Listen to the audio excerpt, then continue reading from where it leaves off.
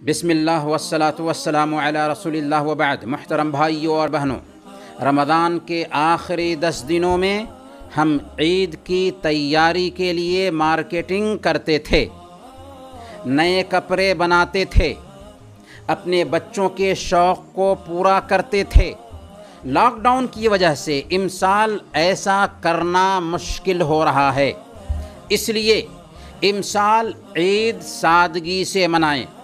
اگر اللہ نے آپ کو کشادگی دے رکھی ہے تو وہی پیسے ان غرباء و مساکین تک پہنچائیں جو لاک ڈاؤن کی وجہ سے کھانے پینے کے محتاج ہیں۔ اپنے بچوں کو سمجھائیں کہ بیٹے امسال ہم عید سادگی سے منائیں گے اور یہ پیسے غریبوں کو دیں گے تاکہ ان کا چولہا جل سکے۔ کتنے سفید پوش آپ کے آس پاس ہوں گے جن کو آپ نہیں جانتے ہوں گے، کوشش کریں کہ ان کے لیے چند لقموں کا آپ انتظام کر سکیں۔ یہی آپ کی اچھی عید ہوگی۔ اور اس موقع سے فطرانہ کی فرضیت کے پیچھے اسلام کی یہی حکمت پائی جاتی ہے۔ اسلام نے روزے کی کمی دور کرنے اور فقراء و مساکین کو عید کی خوشی میں شریک کرنے کے لیے صدقۃ الفطر ہر مسلمان مرد و عورت پر فرض کیا ہے، جس کی ادائیگی عید کی نماز سے پہلے ضروری ہے۔ عید سے 1-2 دن پہلے بھی نکالنے کی گنجائش پائی جاتی ہے۔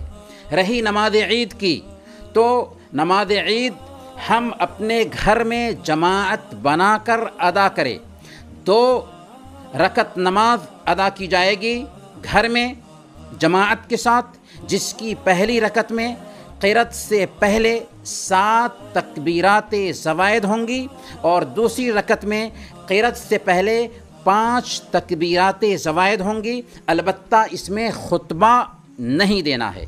اسی طرح عید کے دن کی ساری سنتوں پر ویسے ہی عمل کیا جائے گا جیسے پہلے ہم عمل کرتے تھے، جیسے تکبیرات پکارنا، غسل کرنا، صاف ستھرے کپڑے پہننا اور نماز سے پہلے کچھ کھا پی لینا وغیرہ۔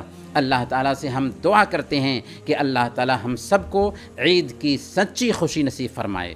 وصلی اللہ علی نبینا محمد وعلی آلہ وصحبہ اجمعین۔